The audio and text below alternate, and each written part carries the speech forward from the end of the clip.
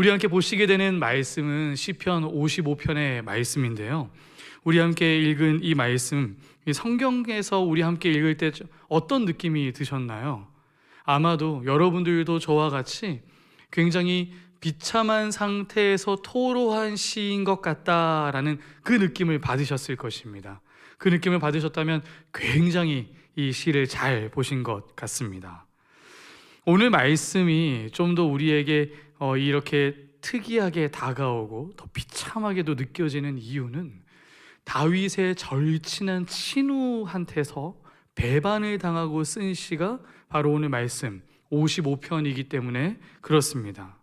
이 55편은 우리 좀 긴 말씀이어서 저희가 19절에서 23절까지 말씀만 보았는데요. 구조적으로도 굉장히 좀 특이한 구조를 가지고 있습니다. 말씀을 보면 여러분들도 잘 아시다시피 시편의 많은 부분을 다윗이 썼다는 것 잘 아실 겁니다. 그래서 시편을 좀 보다 보면 흔히 나오는 구조가 하나님 찬양합니다, 하나님 높여드립니다, 하나님 위대하십니다, 이렇게 하나님을 찬양하다가 하나님 저 원수를 찢어주십시오, 저 원수를 물리쳐 주십시오 하면서 그렇게 구조가 진행됩니다. 아니면 반대로는 하나님 저 원수를 처단해 주십시오 하다가 그렇게 하실 주님을 찬양합니다 하는 게 보통 시편의 흐름이지요. 그런데 오늘 이 시편 55편을 보면 1절부터 거의 대부분 21절까지 그 정도에 이르러서 다윗의 토로함이 자신의 상황을 고백하고 하나님 이렇게 좀 해주세요, 하나님 어쩌면 이렇습니까, 하나님 저 원수 좀 어떻게 해주세요 하는 그런 토로함의 내용이 거의 대부분을 차지하고 있다는 것을 우리가 보게 됩니다. 왜 이렇게 될까요? 왜 이렇게 많은 분량을 들여서까지 다윗은 자신의 마음을 토로하고 하나님께 나아가는 것일까요? 그것은 바로 아까도 말씀드렸듯이 이 다윗의 절친한 친구가 자신을 배반했을 뿐 아니라 그만큼 다윗의 마음이 어지럽고 힘들고 처참하게까지 무너졌기 때문에 그렇습니다. 오늘 말씀 가운데서 이 다윗을 배반한 인물은, 그 친구였던 인물은 아히도벨로 생각되어집니다. 이 사무엘하 17장에서도 언급된 사람인데요, 다윗의 아들 압살롬이 이 다윗 아버지인 다윗을 향해서 쿠데타를 일으켰을 때 그 쿠데타에 함께해서 함께 반란을 일으키고 배반한 사람이 바로 이 아히도벨이었습니다. 그런데 아히도벨은 원래 다윗에게 굉장히 가까운 친구였어요. 그 다윗과 함께 적어도 20년 이상 함께 지내면서 다윗 옆에서 함께 이야기를 하고 지혜를 빌려주고 어떻게 나라를 잘 다스릴까, 전쟁은 어떻게 하면 좋을까 하면서 이야기를 나누고 함께 지혜를 나누던 사람이 이 책사가, 이 책략가가 바로 아히도벨이었습니다. 그런데 오늘 말씀 가운데서 이 13절 14절만 보더라도요, 아히도벨이 얼마나 다윗과 가까웠는지를 우리가 볼 수 있게 됩니다. 우리 함께 말씀 13, 14절 함께 읽어보도록 하겠습니다. 그는 곧, 시작, 그는 곧 너로다, 나의 동료, 나의 친구여, 나의 가까운 친구로다. 우리가 같이 재미있게 권고를 나누며 성소 안에서 함께 다녔도다. 네, 다윗은요 자신의 친구였던 아히도벨을 평가할 때 이렇게 평가합니다. 우리 같이 함께 다니면서 그 어린 시절 함께 이야기하면서 하나님 전 다니지 않았냐, 우리 그렇게 친한 친구 아니었냐 하면서 이 아히도벨을 기억합니다. 이런 아히도벨이 이 노년에 들어서 다윗 왕을, 자신의 친구를 배반하니까 이것이 얼마나 다윗에게 큰 충격이었을까요?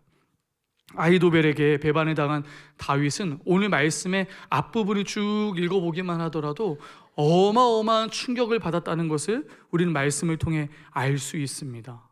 너무나 큰 충격의 탓이었는지 하나님이 어디 있는지 하나님의 음성조차 잘 들리지 않았나 봐요. 그래서 말씀의 처음부터, 말씀을 잠깐만 보시면 아시겠지만 말씀의 처음부터 하나님 도대체 어디 계십니까? 계시면 응답 좀 해주십시오 하면서 하나님께 응답을 구하는 그 모습을 말씀의 1절과 2절에서 보여주고 있습니다.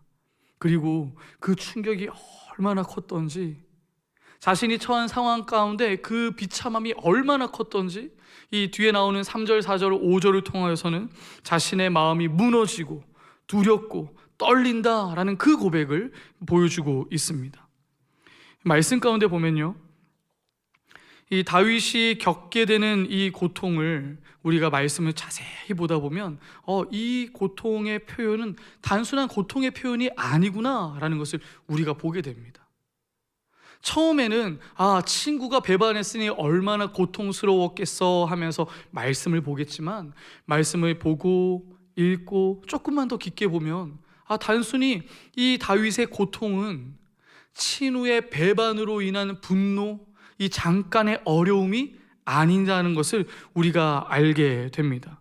그것이 무엇입니까? 오늘 말씀 가운데 보면 이 다윗이 정말 이제는 모든 것을 놓아버리고 사람이 아무것도 없는 곳에 가서 쉬고 싶다라는 그런 고백까지 나올 정도입니다. 말씀의 6절과 7절에 그렇게 나오는데요, 함께 말씀 읽어보도록 하겠습니다. 나는 말하기를, 시작. 나는 말하기를, 만일 내게 비둘기같이 날개가 있다면 날아가서 편히 쉬리로다. 내가 멀리 날아가서 광야에 머무르리로다. 뭐라고 이야기합니까? 다윗이 지금 멀리 날아가서 사람 아무도 없는 곳에서 그냥 편하게 쉬고 싶대요. 이제는 더 이상 이 어려움에, 이 힘듦에 엮이고 싶지 않다라는 그런 표현을 말씀 가운데서 보여주고 있는 것이죠. 어떻게 보면 지금 잠깐의 어려움을 다윗은 토로하는 것이 아니라 자신 전체의 인생 가운데 있는 그 인생의 허무함을 이야기하고 있는 것이 아닌가 생각되어집니다. 자신의 인생 가운데 이 시간이 지나오면서 이제는 잠깐 멈춰서게 되는, 자신의 인생을 잠깐 멈춰서게 되는 그런 브레이크 가운데 다윗이 놓여지게 된 것이죠. 젊은이들의 말로 굳이 표현을 하자면 인생의 현타를 맞이하게 된 것이 아닌가 하는 것입니다.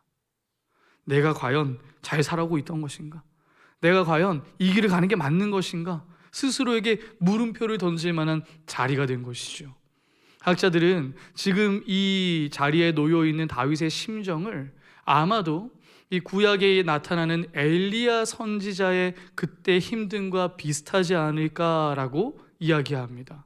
엘리야 선지자가 열왕기상 19장에 나타나는 그 어려움은 어떤 어려움이었습니까? 먼저는 이 다른 바알 선지자들과 850대 1을 싸우고 이깁니다. 그런데 이걸 보고 이세벨이 경로하면서 너를 잡아 죽이겠다라고 하니까 어떻게 합니까? 계속해서 밤낮 없이 도망가서 로뎀나무 아래 머리를 누이면서, 주님, 내가 넉넉하오니 이제 내 목숨을 걷어가 주십시오 라고 하면서까지 이야기를 하는 것이 엘리야의 모습 아니었습니까? 그런 모습과 마찬가지의 심정이 지금 다윗의 심정이 아닌가라고 사람들은 이야기하는 것입니다. 그런데 이 시편 55편, 친구로 인해서 배반을 받아서 인생의 현타가 왔다라고 하는 이 해석에 대해서 물음표를 던지는 사람들이 있습니다. 왜냐하면 이 사람들은 다윗의 인생을 면밀히 잘 아는 사람들이에요. 다윗의 인생이 어떤 인생을 살았는데 이 지금 이런 어려움으로 인생의 현타를 느끼겠느냐, 왜 인생을 그렇게 브레이크하는 그런 어려움을 당하겠느냐라고 물음표를 던지는 것이죠. 다윗의 인생이 어땠습니까? 어려서 홍조가 아직 그치지 않았을 때에 적장 그 골리앗을 물맷돌로 쳐서 죽인 사람이 다윗이었습니다. 더 나아가서 한창 잘 나갈 때에, 군장이 되었을 때에는 자신의 나라의 왕, 그리고 그 친위대가 자신을 잡아 죽이려고 계속해서 쫓아다니고 그 쫓김에 도망갔던 사람이 다윗이지요. 더 나아가 이웃 나라까지 가서 그 왕 앞에서는 비참하기 그지할 데 없이 미친 체하며 침을 흘리며 문을 긁고 있던 그 모습이 다윗의 모습이었습니다. 굴 속에서도 몇 년 살았고요, 도망치고 도망치는 전쟁도 숱하게 겪은 사람이 다윗인데, 그런 어려움 인생을 겪은 사람이 다윗인데, 친구가 배반했다고 해서 인생의 브레이크를, 인생의 현타를 겪겠느냐라고 물어보는 것이지요. 그런데 오늘 말씀을 조금만 더 깊게 보고 있자면 우리는 조금은 다윗의 마음을 이해할 수도 있을 것 같습니다. 다윗이 지금 친구한테서 배반당했다라고 합니다. 더 나아가서 이 배반은 자신의 아들이 쿠데타를 일으키면서 함께한 배반이었습니다.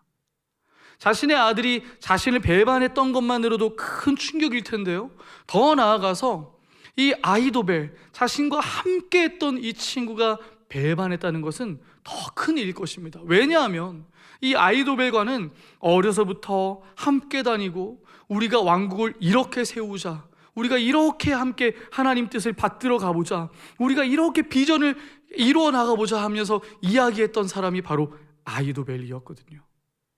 그런데 그 아히도벨이 지금 자신을 배반했으니 크나큰 충격 가운데 빠질 수밖에 없는 것입니다.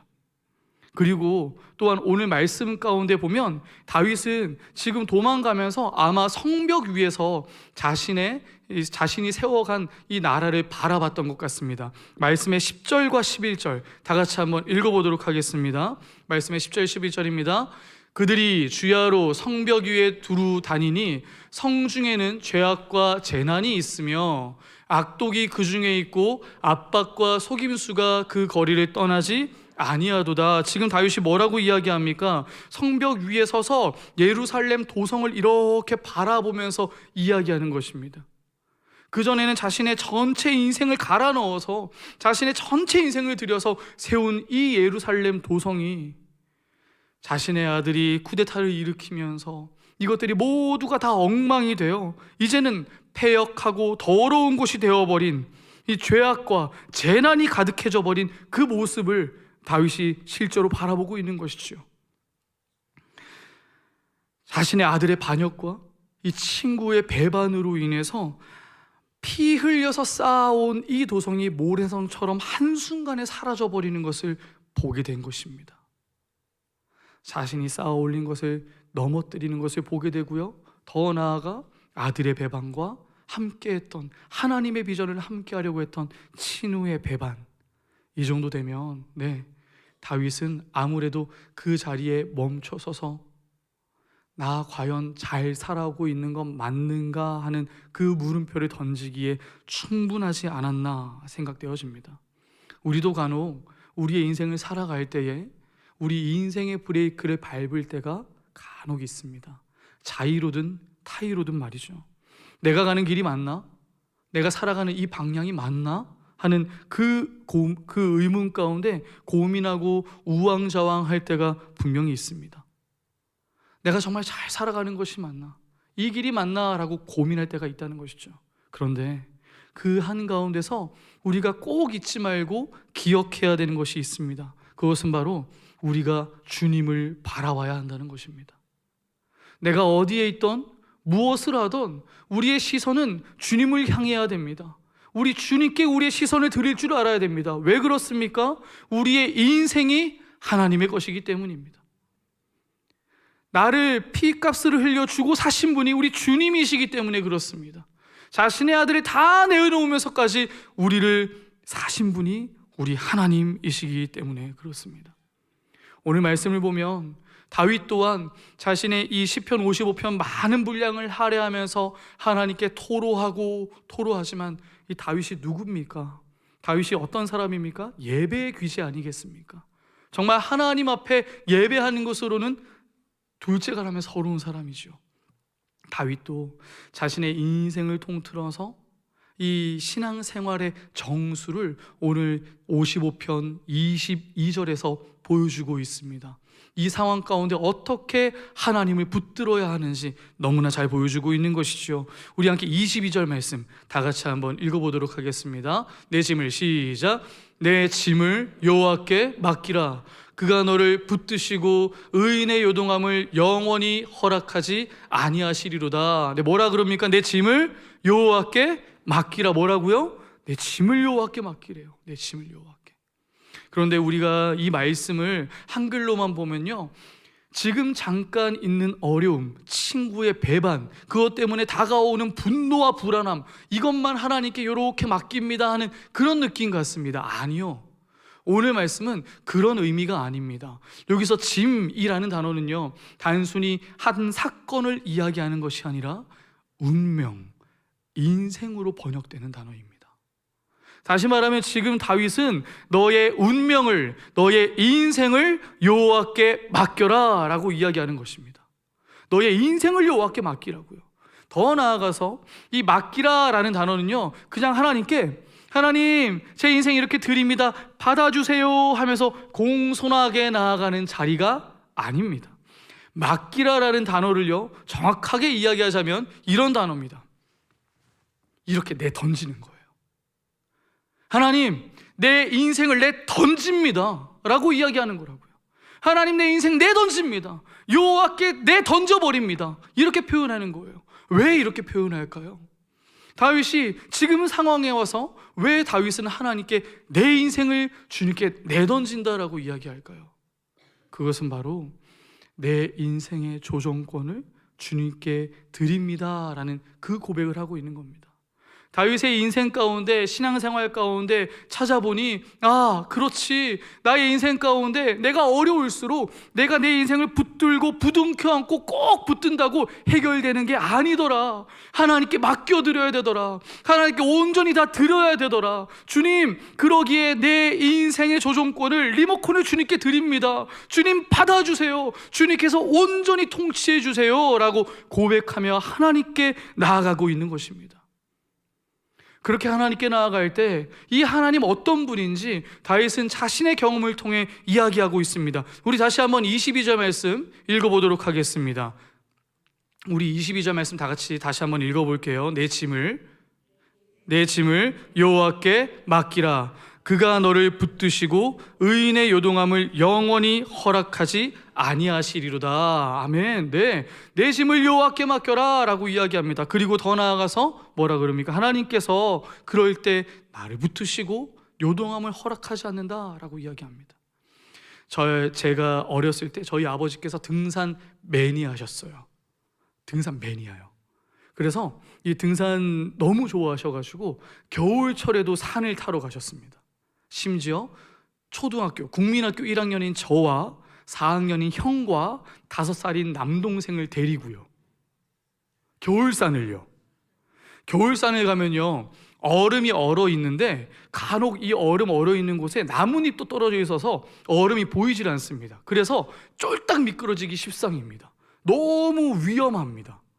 발도 다치기 십상이고요, 낙사하기도 쉽고요, 너무나 위험한 곳이 겨울산입니다. 그래서 좀 험한 산에 가면요, 산 초입에 이거 빌려드립니다 라고 대여해드립니다 되어 있습니다. 뭘까요? 네, 산 좀 타보셨나 봐요. 네, 아이젠 빌려드립니다 되어 있어요. 아이젠이 뭐냐 하면요, 신발 밑에 덧신처럼 신어가지고 바닥은 쇠로 되어 있고요, 신발 앞에 막 가시가, 이 쇠 가시가 막 나와 있습니다. 스파이크가 막 나와 있어요. 그걸 발에 꽉 묶고 이제 산을 타기 시작합니다. 걸음걸이도 그냥 걷지 않고 콱콱콱 이렇게 찍으면서 갑니다. 그러면 너무 신기한 게요, 너무 신기한 게 지금 우리가 땅을 걷는 것보다 더 안 미끄러집니다. 왜 그럴까요? 가시로 꽉 받고 가니까요. 가시로 꽉 받고 가니까요. 오늘 말씀에 의인의 요동함을 허락하지 않는다는 게 바로 이런 말입니다. 그 뜻은 미끄러운 데 가도 너가 미끄러지지 않게 해주겠다라는 그 말입니다. 더 나아가서 너를 붙드신다라고 하시죠. 그것은 우리를 그냥 이렇게 잡아준다, 그게 아니라 우리의 한 걸음 한 걸음, 그 발걸음을 잡아주겠다라는 그 고백입니다. 언제 하나님께서 그러신다고요? 우리의 인생을 여호와께 내던질 때요. 다윗은 자신의 신앙생활을 통해서 이렇게 고백한 다음에 말씀의 가장 마지막에 그런 하나님이신 줄 자신이 알기에, 그렇게 하나님께 나아가야 하기에, 주님, 저는 주님께 이렇게 나아가겠습니다 하면서 마지막 자신의 결단을 드리는 모습 보여주고 있습니다. 저는 이 말씀을 보면서 나도 그래야 할 텐데 라는 그런 마음이 들었어요. 우리 성도분들도 아마 그 말씀을 읽으면서 함께 그런 결단을, 그런 소원을 마음에 가지지 않을까 생각되어집니다. 우리 23절 읽을 텐데요, 앞부분 읽지 말고 뒷부분에 이 색깔만 나와 있는 요 부분만, 가장 마지막 요 부분만 다 같이 한번 읽어보도록 하겠습니다. 시작. 나는 주를 의지하리이다. 우리 결단하는데 너무 얌전하게 결단하는 거 아닙니까? 우리 다시 한번 좀 목소리를 높여서 진짜 결단하면서 한번 읽어보겠습니다. 다시 한번 시작. 나는 주를 의지하리이다. 아멘. 네, 그렇습니다. 지금 여기서 의지하리이다 라고 이야기하는 그 말은요, 주님께 기댑니다 라는 뜻입니다. 주님, 내가 주님께 이렇게 기댑니다 라는 뜻이에요. 그런데 이 기댄다 라는 것은요, 자신의 모든 것들을 맡겨드리는 걸 얘기합니다. 여러분, 퇴근하고 와서 온몸이 지치고 힘들고 무기력할 때 여러분들 어떻게 하십니까? 집에 마침 왔는데 푹신한 소파가 있어요. 소파에 가서 소파님 죄송하지만 제가 잠깐만 앉겠습니다 하면서 허리를 꼿꼿이 세우고 경직된 자세로 소파에 앉으십니까? 아니요, 그런 사람은 아무도 없을 겁니다. 아마 흐드러진 죽처럼 퍽 퍼질러지는 게 우리의 모습이 아닐까요? 여기서 주님을 의지한다라는 그 말이 바로 이 뜻입니다. 내가 모든 무게를 주님께 맡겨서 기대버린다라는 뜻이에요. 어떤 것도 내 힘으로 해보려고 손으로 잡고 부둥켜 있는 것이 아니라, 어떤 것도 내가 어떻게 해보려고 막 다루려고 하는 것이 아니라 주님께 온전히 맡겨버립니다. 기대버립니다. 의지합니다 라는 그 고백이 바로 오늘 말씀의 고백입니다. 사랑하는 여러분, 우리에게 어려움이 있던 없던, 우리가 어디에서 무엇을 하건 우리 주님께 우리의 인생을 다 내던지는 분들이 다 되길 원합니다. 더 나아가 우리가 주님께 인생을 내던질 때에 나의 인생을 붙들어 주시는 우리 하나님을 경험하는 저와 여러분들 다 되기 원합니다.